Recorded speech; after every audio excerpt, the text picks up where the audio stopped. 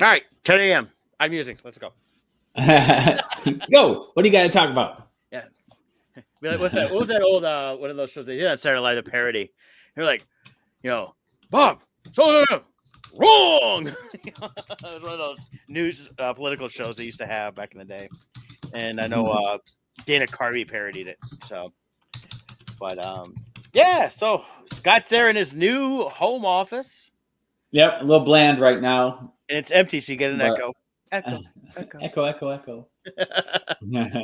So you get some stuff up, it'll limit the echo. So That's right. Excellent. So I get to see Scott for a moment on Friday at the Great Lakes Comic Con. Yeah, that went well. As we talked about last week, the unfortunate passing of Mike DeSantis, the founder and showrunner for those Comic Cons. He had passed away unexpectedly. His family did a phenomenal job of carrying it out. It had to be very difficult, but I told they Scott pulled it off in a way that was, if you didn't know what happened, you wouldn't have known. There was no glitch. I think what it was is those of us that knew, and talking to a few people, I felt it. You could feel the heaviness in the air. Those that had no clue probably they was oblivious to it, but you could feel the heaviness because so many people in there really liked Mike. They'd been doing his shows for years. This was the first Great Lakes I hadn't done since he started them. In fact, it started popping up in my memories this week from all the ones I've done, all the way back when the first Great Lakes Comic Con was at Roseville VFW. Yeah. And that's, I remember that one because he had like the Lost and Land of Lost, a couple of those cast members and a few other things. And his thing was that he always wanted to have a few guests, but always be guests that he really wanted to meet. And they knew they couldn't get like some big high dollar guests, but he wanted to meet some of these different people and all stuff that he grew up on. He's my age, and your age, so it's like Land of Lost we grew up on as kids and things like that. So that's why he had those guests. He was a Turtle fan, so Eastman's been there a couple times, and they were on really good terms because I think Eastman was there at least 2 times, if not 3. Yeah, definitely 2 because he had that exclusive cover with the sketch cover a while back there that you could get. So I remember that one. Yeah. So, but I only got to walk around a little bit on Friday, and it was great to see everybody. And it's a shame that they haven't made any official announcements, but this probably most likely is the last Great Lakes, just because Mike was the one that ran it, and them deciding to do it. It's like, one, they had a lot tied into it money wise, but 2 is everything was done. I mean, he always had a lot of the same people as family and friends helping out, so they knew what to do to continue it on. So. Yeah, the Sesame Street people. I remember that from a few years ago. Popped up. Those guys, and most of those guys have passed now. It was like that was only 6 years ago, and then Carol Spinney was later that year, and then Bob a few years later. I'm trying to think who else passed. Since one of the other guys passed, I'd have to go back and look. But I remember all those guys growing up, so I got a picture with all those guys and things like that. But it was always a great show, and definitely gonna be missed. Yeah, I wish I had the experience of running a show and the funds to buy one, because it's a great show and I would love to see it continue. If the family doesn't want to continue, I hope they find somebody who will keep the heart of it going, because it's got this great little niche where the local community does come out. The fans, even when it snows, it's a great turnout. And it has the heart of a true Comic-Con, not like these. Oftentimes, these shows are just really signing shows dressed up as Comic-Cons. It's talking with some people about a couple of them, and one I know someone did. I'm not going to mention on air, just so I don't give them any free advertising, even if it's bad. Is it mentioned he lost like $1,700 because it was so expensive to be there. They brought in so many high dollar celebrities. Yeah, then they tie everybody up over in the celebrity area the whole weekend. It's just. It takes away from the entire show. So the main floor is subsidizing all that, and they don't care about us. Yeah. So that's why a few of those shows I've stopped doing entirely just for that reason. And I miss what some of them used to be under other ownership. But, there's a reason I go to certain shows I do is because I know I can do well because people are actually there more than just for the celebrities. Yeah, definitely. This weekend, it was Kevin Eastman, though, I will say it was insane the line for him. Yeah. They don't. I mean, he's a great draw. Don't get me wrong. I'm not meaning this in a belittling way, but he does do a lot of shows now. Not an insane amount, but it's not like I remember wow, like about 10 years ago, him coming Mhm. out, and it was rare to see him then. Yeah, he's And popping in everywhere now. He's he been, like I pops said, in a lot. Yeah, there were uh, 4-hour long waits in line for him, which I'm just like, wow. Now, I wish they had done on Saturday what they ended up doing Sunday. They learned, I mhm, think they heard from some of the vendors, is because people, I mean, the show floor, so many people were in that line all day. Sunday they broke it up into groups of mhm. 50, and they would announce the next group, and then that people would go. That way, people could be on the show floor, shopping and interacting, going to panels, that kind of stuff. Right. So I wish they had done that on Saturday. I think it would have helped a lot, but I Well, digress. I It's will a say great for show, and one thing for him, I pulled up his website. I knew he had listed his tour, and for all he's only got probably about 10 appearances, but this was the only Michigan one that he has scheduled at this time. is it okay? Yeah, and So that maybe might that's be why. why. And it's the 40th year of Turtles, I believe. Hmm. So Yeah, and he's got that last Ronin series, which is doing really well. I read the first series, man. That was really Yeah, good.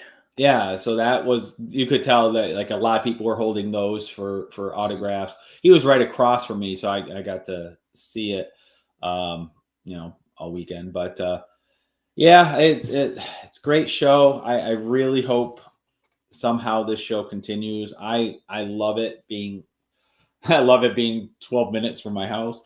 That's really nice. Yeah. But it's just a great established part of my annual Comic Con circuit. It's a great first of the year show.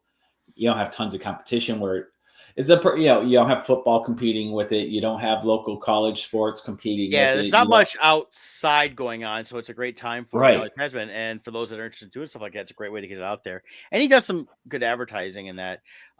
Even Channel 4, I know, was there on Sunday morning. Don't know if they were there Saturday morning, but they were there Sunday morning. Interviewed a few of the vendors, so I know they got to worry out. But probably the Sunday morning news is it's a little bit late. They should have been there, Saturday morning. They couldn't really done Friday because it was the afternoon evening show, but Mhm. I know Mike has done sometimes where he's gone to some of the local TV channels ahead of time and appeared Mhm. and talked about the show like the weekend before, and so people know Yeah. about that. So, but yeah, it's always been a great show. I like the way they did the layout this year. They had a great layout for good flow, and again, they don't overload it with guests, so it's just a few guests and Yeah. mostly comic centric. I mean, there's a couple guys from WWE. He's had some TV people, so Phone call. yeah. Yeah, we're gonna um, get dinged on every time that thing plays. Hey. um, yeah. The other thing I love about this show, especially the time of year and everything else, is from a networking standpoint with other artists. A lot of us are Comic Cons and around October, some maybe in November, but usually around September, October is kind of the end of the Comic Con season. So a lot of our fellow artists that we know, we haven't seen them in 4 months or so. So it's Yeah. a great show where you have time during setup. It's a laid back enough that you can go around, catch up with everyone, see how they're doing, what shows are you doing next, that kind of conversation. So it's also great from a networking standpoint as well. Yep. Oh yeah. As I always liked it just hanging out. Now, reason I didn't do it though was I was supposed to be leaving tomorrow for London. Right. Uh and this is where things happen with Comic Cons because people are surprised. They go, "Well, the wildfires were in LA." Well, yeah, but they bring a lot of celebrities from America over there. And people are like, "Well, don't they have celebrities there?" I'm like, "They do, but they do a lot of their own local stuff. But they want the American celebrities, and because of the wildfires, they couldn't get contracts signed. Nobody could make a full commitment. People were backing out. The Albuquerque show, which happened in January, lost almost all their celebrities Yeah. because of that reason. And it was just they lost homes. They had family and friends that lost homes, and they were just figuring that out. So we ended up we're not going to London now because of that, because we're not doing Hmm. the show. We didn't want to. We were able to. We'd planned it so we could cancel if we needed to with enough time and walk away from the Airbnb and all that. So we're gonna try next year for the table, and they refunded our tables right away. But that's the reason I didn't do it. Otherwise, I would have done it. I just was looking at there's only like a do this show, and then it was a 3.5 day turnaround, and I got to get on an international flight. And I was kind of looking at going, it's just a lot to do between the two, and other stuff, and so it was just that's the reason I didn't do it. So, but I wanted to make sure to come out and at least visit for a little bit because I always did love that show. So, morning, Eric. Good morning, Eric. Yeah. So, but yeah, so let's move on.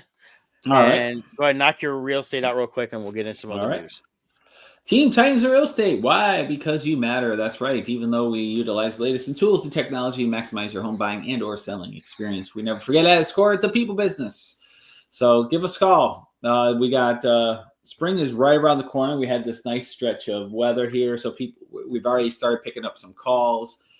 When the weather starts breaking and getting better, people start thinking about moving. So this is the time to call us. 586-232-5144. Also, if you're thinking about selling your house or even if you're buying a house, there was a story this weekend. You want realtors who pay attention. A story came out and it's been spreading throughout the little real estate community here. There's a guy who was caught stealing from people's homes. He would set up showings. He would use a fake name. He would rob these homes. And everyone's focused on the guy, and the guy actually, yes, he did what he did, and he's glad he's caught. And I guess he has a long rap sheet of doing this in the past too. But my problem is this: why weren't his realtors with him? I go to so many open houses where the realtor is just sitting at the kitchen table looking at their phone. They're not walking people through the house. They're not escorting them, making sure your valuables are protected. When it's our listing and we're there for open houses, we're going through the house with them. We are not letting people walk through your house unattended. If we have too many people, one of us will kind of hold them in the living room there and talk to them while the other one gives them a tour. That's what we do. Your security is important to us. Now, we also advise you put certain valuables away, but it's our job to be there. Now, obviously, if somebody's doing, trying to distract you and doing something, things can happen. But in these videos, it looks like the guy's by himself. Like, it's kind of scary. So realtors need to be present with their clients. When we have buyers, we are with them through the house. And we're, even though it's not our listing, we care about that person's home as well. We got to protect the integrity of everything. So just give it thought. It's more than just, everyone wants to focus who's the cheapest commission, who can cut the price. You get what you pay for. And it could cost you much more than what you saved. So just keep that in mind. Anyways, Jill and I are here for you. We're both top 2% in the nation, and according to our number of closings this last year. So that was a nice little bar we set there. So we're looking to do it again in 2025. All right. There you go. Okay. Hey, Kevin. Kevin's in the house. Kevin's going to be joining us tonight, 7 p.m. Eastern time for the closeout of the current Bardstone Kickstarter. We need to pull up the links for that and all that stuff. We are funded past the first stretch goal. Still time though to join in the fun and get some cool pins, books, and stickers. Now you put it up on the screen. Yeah, go ahead and pop that up real quick. There. Oh, I gotta log in. Log in. Pulling it up. No. Features and creators. Moves to this new place and his computer is slow. Is it lagging? No, I'm just messing with you. Oh, I should have a good signal. Right here, click here. You're like 80,000. It's like on a TV show. I can do this and like clicking all over the place. They do nothing but bink. Well, what's funny is it's it's all my same computer, but I guess from unplugging it for so long or whatever, or maybe because I'm in a different IP address, like I'm having to re-sign into everything. Usually I just pop it open and it goes in. Yeah, it's like that. And then of course you should be clearing your stuff out every once in a while and have to re-sign in anyways. Yeah. Helps from the bog down of stuff. So. Mm-hmm. So there we are, just under $1,200. We're doing good. Looks like I think And we let me lost a grab. backer from last night. So Oh, did we? yeah, we had Let's see. 25. So someone may have gone out and are going to come back in. That happens a lot. I'll So post the link in the comments here. yep. But we met the goal. The cool new Nevermore pin has been procured as an official pin. So All right, there's the link now. all right. Is there a stretch goal that unlocks at 1200? I think it's 1300. 1300. Yeah, the Dracula one. There So we go. Yeah, so I mean that's very possible. We could get 100 and yeah, and the thing I think we have to stress is you don't have to choose your pins when you do it. Just decide how many pins you're going to want, right. and when the pins unlock, you have those choices. And if something happens after it's closed out, you say, "Oh, I really wish I had gotten X, Y, Z." You can just contact Kevin, and he will help you. Yep. Yep. Yeah, only $107 away from unlocking that other pin. So That's not bad. not bad at all. We could do it. Yeah, we can do it. You can do it. You can do it. So Good Scott, stuff. Scott, you shared an interesting article, and it's popping up all over the Hollywood Reporter variety. And as I've said before, those are the trades. Right. But did you actually read the articles, or did you just kind of see it and share it? It's well, I speed read it. Okay. But it sounds like it's not like a 100% definitive thing. Yeah, as we've seen a couple times that they've shared that she's going to retire this year. The thing that popped up after the initial insider saying she's going to retire was who's going to succeed in taking over. And reading through one of the articles, I'm going, my God, they have no clue, do they? They talk about her being this producer that kind of moved up in the ranks and now kind of oversees everything. And in the article mentions, well, the creative side is only 10%. No, she was trying to do 100% creative and all the other stuff, the financial stuff, which I don't think she's really handled a lot of that either. So they need to get their heads, out of their behinds. And, Filoni should handle the creative, which they've already elevated him in status. He's supposed to be that creative director now. And then if Favreau doesn't want to do it, there's got to be someone that can come in and work with Filoni, or Filoni does it too, but that says, okay, I can handle that business side. And the business should be getting back into telling better stories. And the only things, they talk about, really has been in movies, the upcoming Mandalorian movie and stuff like that, and everything that she did. But I'm like, yeah. And everything she did fell apart. It's even mentioned in one of the articles how Force Awakens was high, and then everything went for money wise. And of course they try to insinuate like, oh, well, we really don't understand why. Well, I'll tell you why she did. She went, ridiculous with her storytelling, the whole High Republic stuff she tried to do. Series, it's the Acolyte series that showed her only success. Everything, so. Her only success was an accident, and that was Rogue One. Yeah.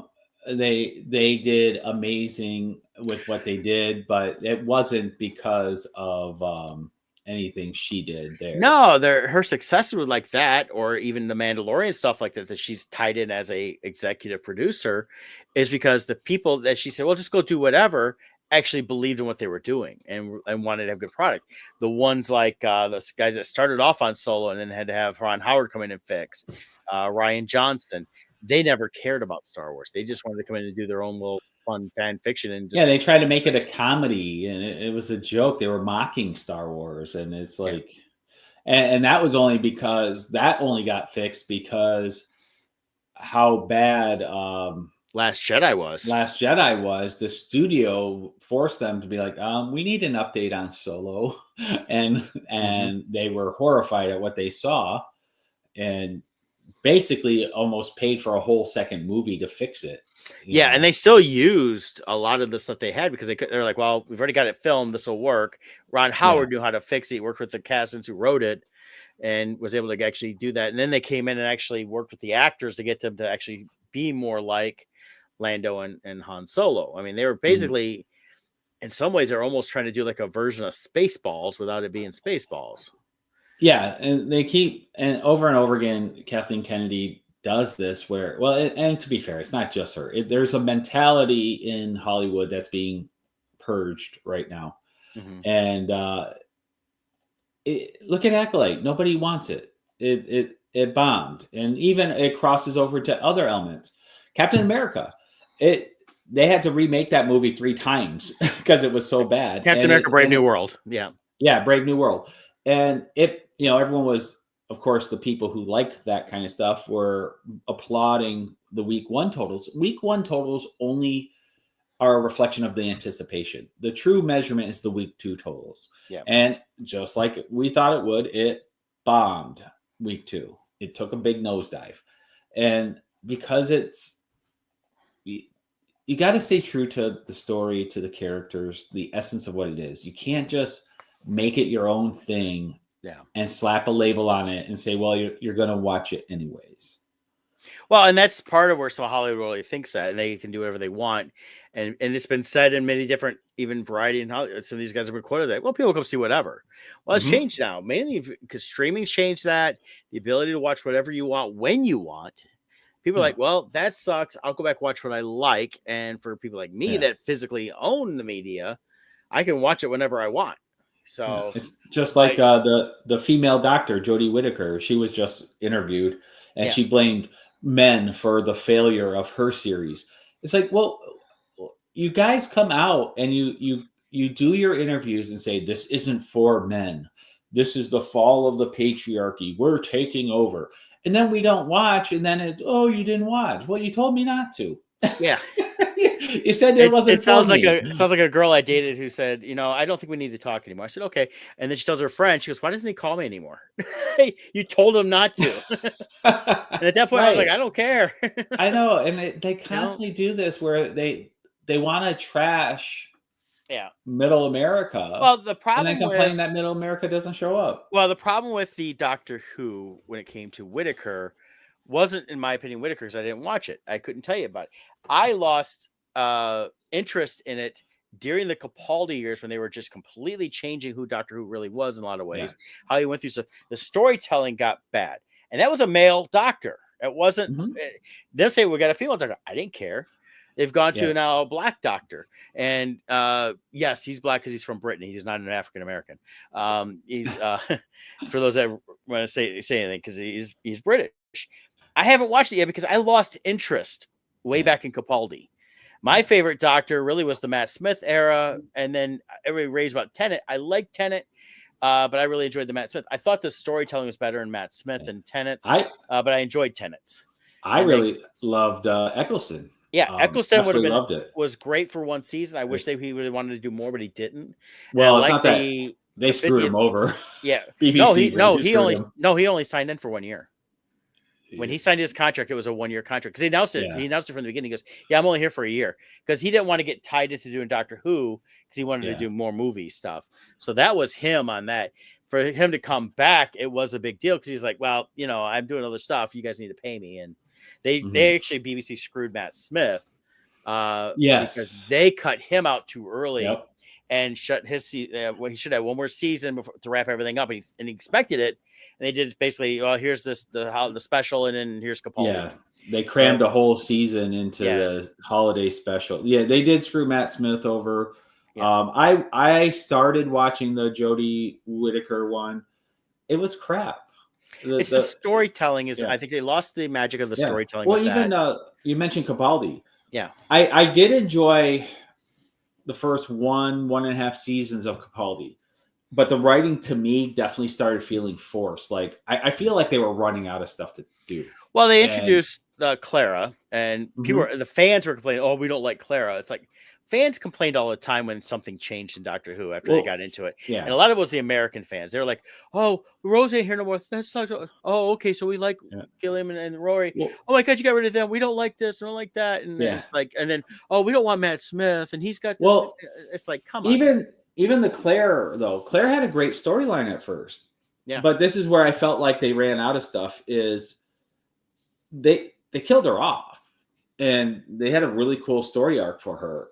But then they brought her back. And it was after they brought her back is where I just felt like the whole series as a whole was like, I felt like the writers were just calling it in now. And it's like, here you go. Here's that's why I stopped watching it. Really, it was after the first season, second season. And they try to make him be this like rock star doctor. I'm not going to use the sonic screwdriver. I got glasses now, and I'm not really care about anything. And it's like it just didn't. It got weird. Yeah. Yeah, it didn't feel like the Doctor And that's anymore. because the showrunners changed, the writers changed, Yeah, and they were like, "Well, we're going to reinvent him." No, you screwed it up.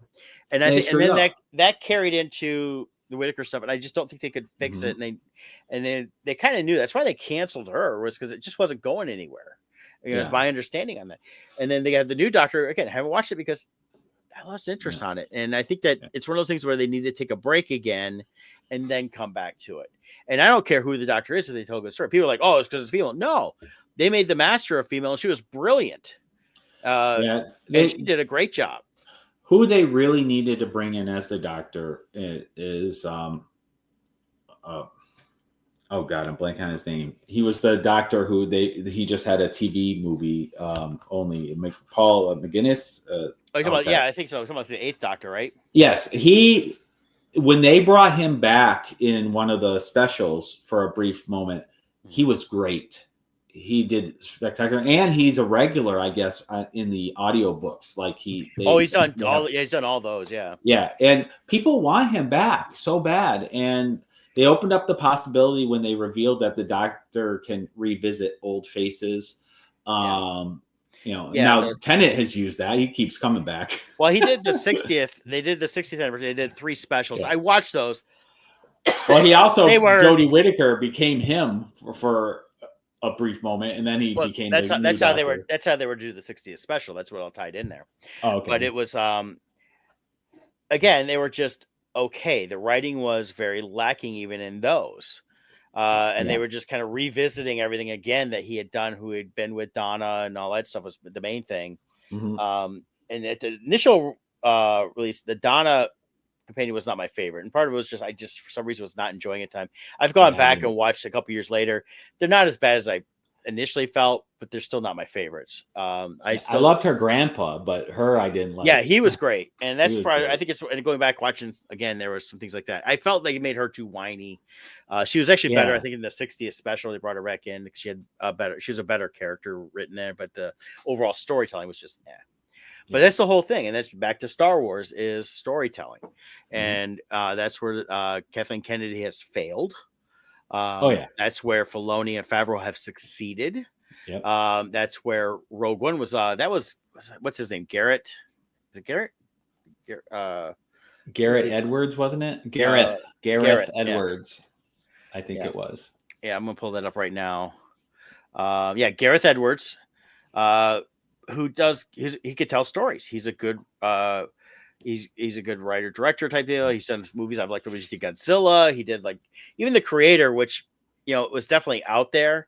He still wrote a decent story in terms of what it was. It just wasn't anything I cared for as Mhm. the subject matter. But then Rogue One's good. He's doing the new Jurassic World Rebirth, which the trailer looks good. Things like that. So he's had a few good successes. He knows how to do the science fiction. Um, and I think that's where they did well. Plus, he's a fan of Star Wars. He came in and Mhm. wanted to do, and it was a great way to say, "Hey, we're doing these new stories." And the first thing to do is, yeah, we'll tie it right into Episode 4, but we tell Mhm. the story you didn't know. And I loved when it first came out because everybody's like, "Oh, wasn't it the Both that you got the Death Star plans?" No, that Nope. was for Jedi. The original Return one of the was Jedi. original ones they never really had gotten into too deep on in the movie. It was just here's the plans, Leia's got them, and now we had the whole story of how that came. And we saw in a lot of ways, and what we're seeing with, and we're going to show the trailer in a minute for Andor between season 1 and now season 2 has been the birth of, well, the Empire when it was just the Empire, but then the birth of the rebellion within that. Which they're doing some new books that are going to be coming out. They're going to be based on the Empire being the Empire after Episode 3, before the rebellion really starts up. It's a great era to explore. Yeah. So let's watch some Andor season 2 trailer here, Yes. so they can ding us again.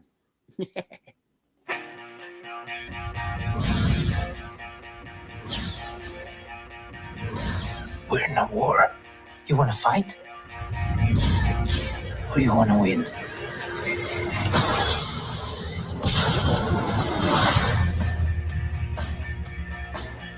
Last night I had a dream that the world had turned around. All our hopes had come to be. The revolution starts now. What a swell party this is.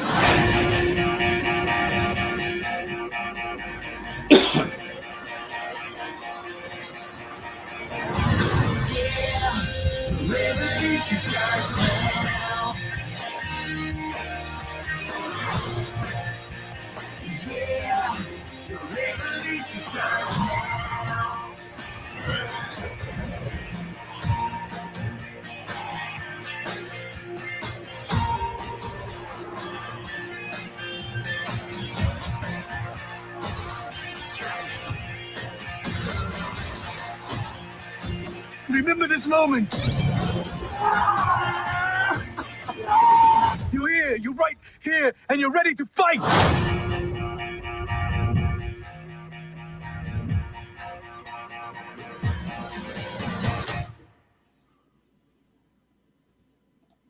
There you go. Yeah, I love that trailer. Yeah. My only complaint is Star Wars needs to not use modern music. Use the theme music in it. Use classical, John Williams style music. It's so much more powerful when you do that. I think in the show it'd be one thing they need to use that music. I think for like a trailer to get people to come in, that it doesn't matter as much. And part of it is just to you, because it matters in the long run, because this is where you start, and then slowly it changes, and slowly, even they did it in Huttese and it worked, but they put Major Tom into the last series there. Mm-hmm. It's the mindset. It's going to erode, and in about 5 years from now, we're going to start seeing regular music in the episodes, and it shouldn't. It needs to be classic Star Wars. I personally thought the music was fine for the trailer. So if we start getting a big major soundtrack in the movie show, yeah, then that's a different. It should stay because it is set prior to episode 4. They need to keep that theming in the show. When you do a trailer, this is just to entice people to come see it. So, but of course, I shared where they're going to be doing the way they're doing the episodes. It's only going to be over 4 weeks. They're doing 12 episodes. They're going to do like 3 a week. Yeah. And my understanding though is when I read was it sounds like that each 3 episodes is its own story. So basically a movie's worth every week. Right. And that's what it sounds like they've done is, I think that was I think that's why it took so long. They after watching I love the first season because it set up a lot of stuff, mm-hmm. and they kind of had to move through things a certain way, and it wasn't as fast paced as they wanted. This one's gonna be a lot more fast paced because they want to go from where we saw at the end of season 1, straight through to Rogue One. So that's what it's supposed to bookend everything. So they brought in a lot of people from Rogue One. I mean, we got Forrest Whitaker, Forrest Whitaker. We got director Krennic coming back and stuff. And with Krennic going that route, will we get an appearance by someone like a Vader or an Emperor? Because he kept trying to seek counsel with them because he wanted favoritism for coming up with the Death Star. Will we see an interaction or who knows what? But since this takes place prior to Rogue One, I doubt we will. But we might see where he enlists those dark troopers, mm-hmm. Some things like that. But yeah, and listed though in the cast for this season, we will see how Cassian gets K2SO. Yep, I already said that before, so we'll definitely see that. Mon Mothma is scheduled to appear again. What about Bail Organa? Is he listed? I was looking to see if he was listed. He may not be listed, but he may still pop up at some point. Yeah, I could see him as a cameo. Yeah, it's like the ones they list are ones they know for sure on this. And it's only, I think the only ones that were in the first 3, because they showed the first 3 to media, and everybody seems to really enjoyed it. The media were good for that. But the ones they showed just that are listed as 25, are Cassian K2SO.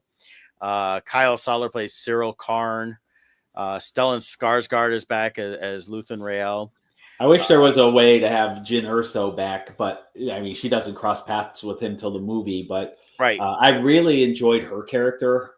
That was the most, and it made sense to do it that way. Where at the end of Rogue One, where everybody died. Sorry for anybody that hadn't seen it yet. Spoilers. Spoiler for it's been out for several years. Yeah, but it would have been so great to have more of her because I mean they could have gone back a few years ago, I guess, and maybe done everything she did prior to Rogue One is a separate thing. Mm-hmm. But if she was just a thief, which basically insinuated, and really wasn't doing anything against him, there's really not much story there.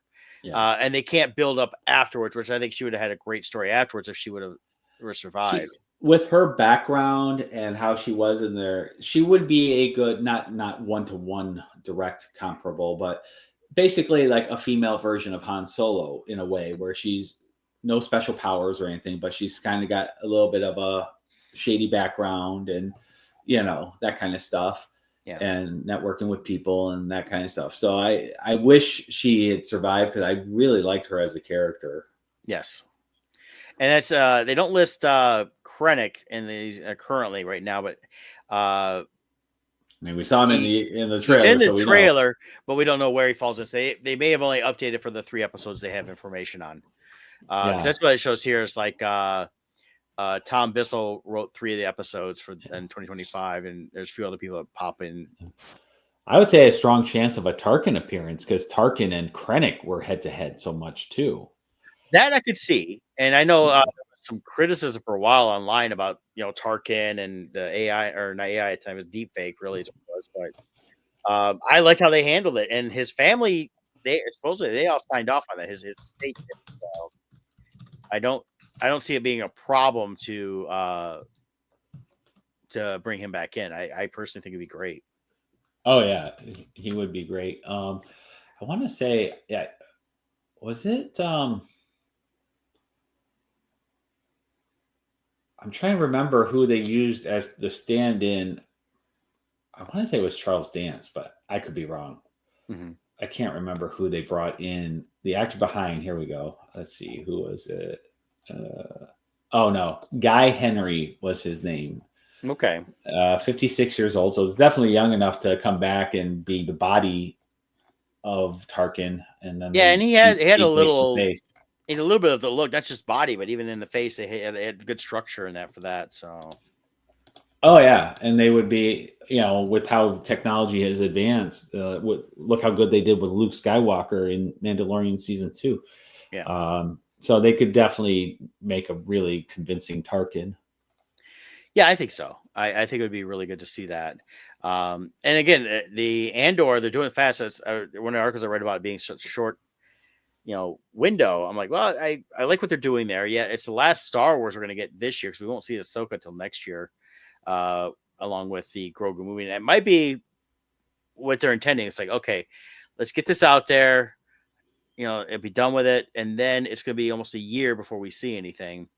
Yeah, and I think it's more of a phasing out of Kennedy. Well, that's part of it too, and it's a pause that is kind of needed. We don't need constantly something coming in, especially when some of the crap we've had lately. So, I mean, I loved Skeleton Crew. I thought that was a lot of fun. Definitely a big departure from what we were used to in Star Wars, but it was still Star Wars. I like that they found a little slice somewhere. It's like, we're going to put the story in here, and it doesn't have to affect anything else. Where Acolyte was trying to, almost in a lot of ways, rewrite history of Palpatine and all that, and they were insinuating so much with that, and did just a horrible job of that. But that was definitely on Kennedy on that. So we'll have to see on that. I'm looking forward to seeing Andor and that. So it should be a lot of fun. But next week we get Daredevil. Oh, that's next week already? Yeah. I hope it's good. Thank you for finding the time. Well, I will admit, it's not entirely unpleasant seeing you again. A lot of time has passed. By the look of it, you've come up in the world. I could say the same about you. The mayor serves his city. I can see you're not entirely convinced. Can you blame me? I can't shake the feeling that you're gaming the system. Why did you stop being a vigilante? The line was crossed. It's hard to come to terms with a violent nature. Hating the power it has over us.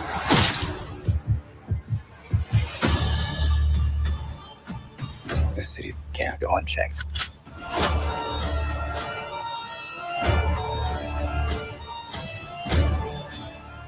Sometimes peace needs to be broken. And chaos must reign.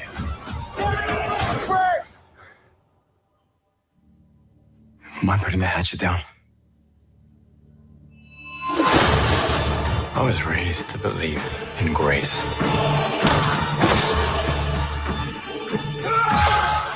But I was also raised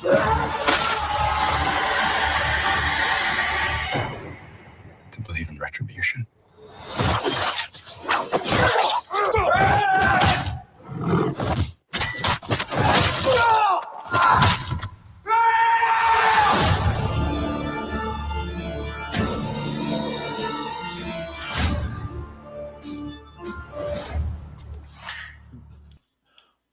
All I can say is thank God they did a horrible job with She-Hulk and forced Disney to say, well, maybe we have to go the dark Netflix route.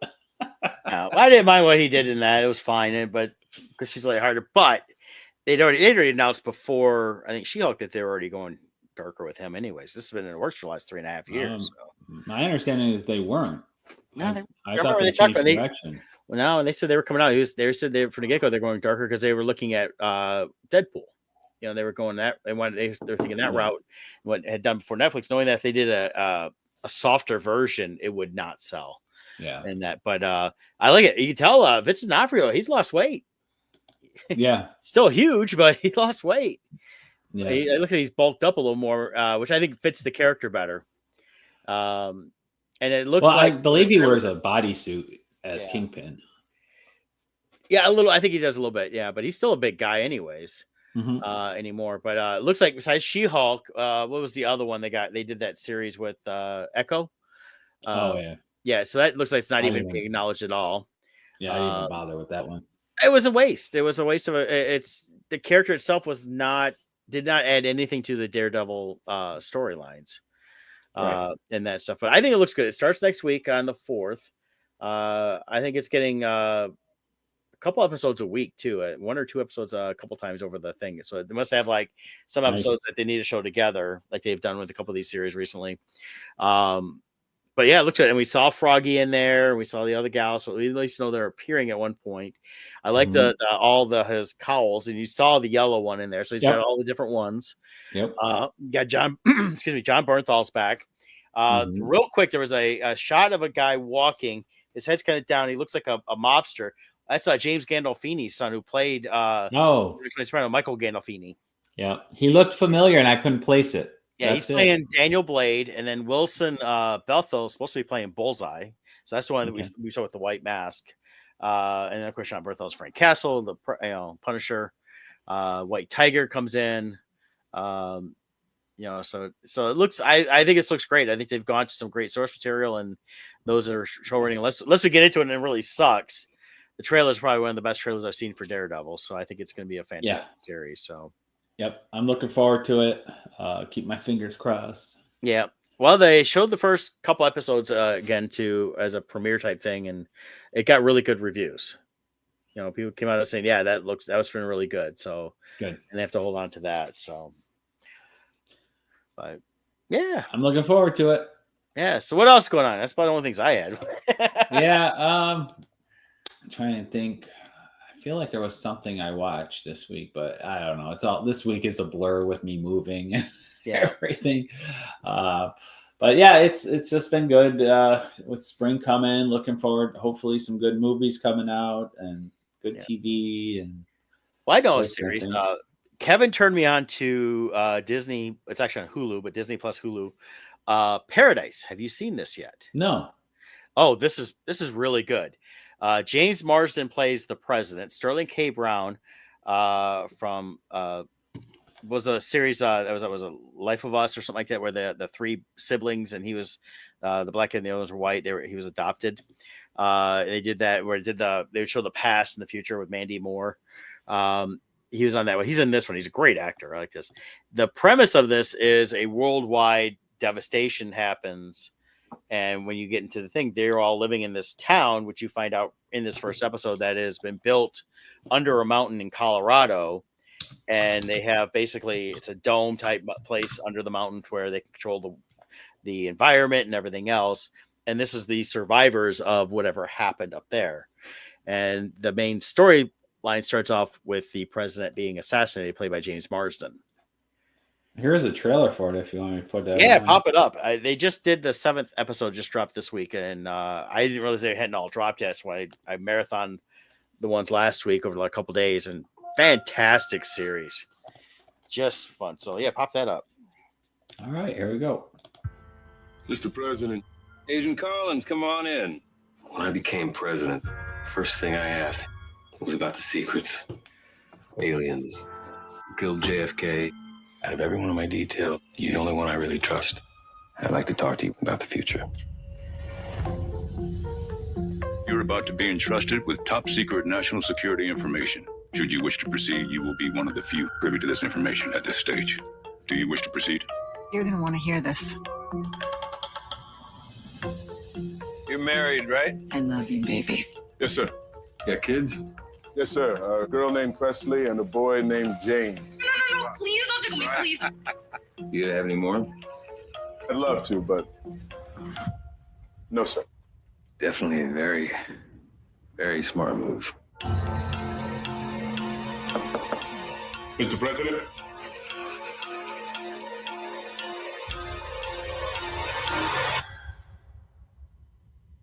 Call it in. Our people only. Now. Very important people are very upset. They've got questions. You were the last person to see the president alive. Did you kill him? No. Xavier, is a part of you happy that Cal is dead?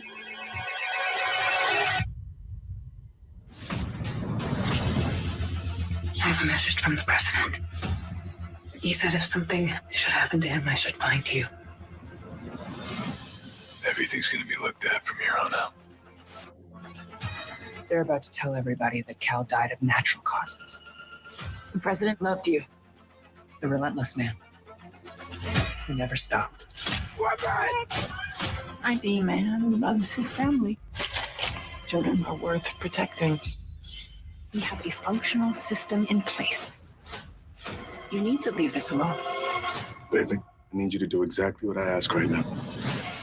My fellow Americans, you're aware of the situation we now face. And I want to tell you the truth. I don't know what to do. Yeah, you do.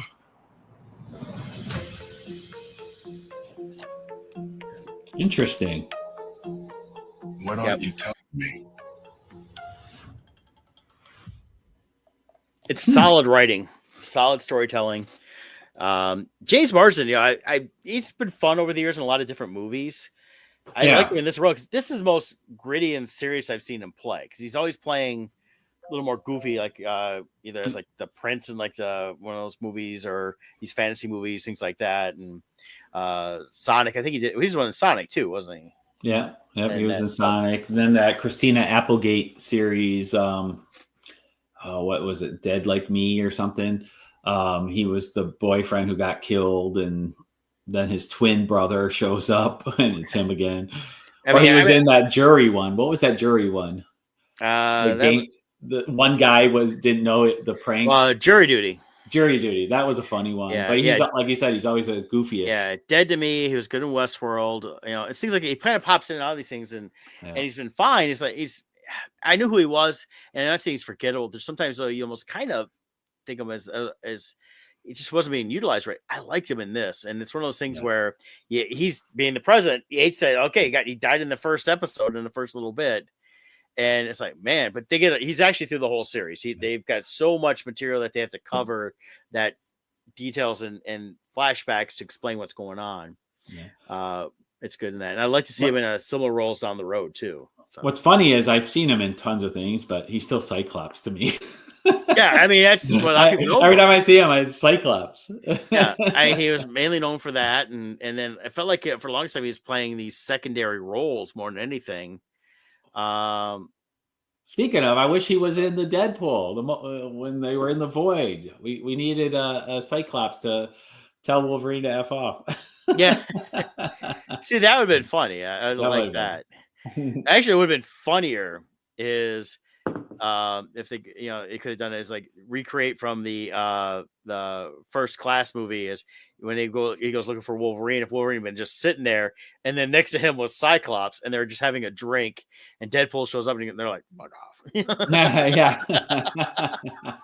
Yeah, but they look rough after a battle or Right. something like that. Yeah. In one of the worlds that he popped into would have been funny on that. But, I mean, he's done a bunch of stuff over the years, and there's times he's popped in, he's been good. And I like him in this a lot, and he really stands out as the president. And I highly recommend this show. So definitely, Scott, if you're looking for something to watch the first couple episodes, you'll get hooked. Nice. And like I said, Sterling K. Brown, fantastic. He's just a solid actor all the way around, yeah. anyways. Definitely. And I like seeing him in this. Has got a little bit more of an action role tied into it. So he's definitely good there. So very good. But yeah, so that's what I got this week. Yeah, it's about the only thing I've really watched. Other than that, I just a couple of regular stuff pop on TV or whatever, and trying to read a little more again still. So I've been doing a little bit of that. Did you pick up Randy's graphic novel? I did. All right. Well, Randy Zimmerman. Yeah, we'll bring it up next week. We'll talk about it next week because Randy Zimmerman is going to be joining us in 2 weeks to talk about their new crowdfunding, because it's not Kickstarter. They're using a different thing. It's Fund My Comic. They've done it before. Yep. The thing with theirs is, and we'll talk more then, is when you fund it, you're actually purchasing at that point. So it's it's not if it doesn't go through, you don't get charged. You get charged right away, and the money comes right to them right away. So it's designed to allow people to actually say, "Hey, buy my book now," and you can't back out. Yep. So exactly. But it's all based on Call the Conqueror, which there's a couple of those stories that are in the public domain. So they've been able to create their own stories around the Shadow Empire. They just can't use Call on the cover. He was telling me, and a few other things. He'll get into all that stuff. So, but the Shadow Empire was good read. I haven't read this other one yet, but I'm going to be definitely reading that pretty soon. So awesome. Yeah. So I'll have him on in a couple weeks, and we'll talk to you guys more about stuff. So anything else before we go, Scott? That's it on my end. All right, man. Well, we'll talk to you soon. Bye. Bye.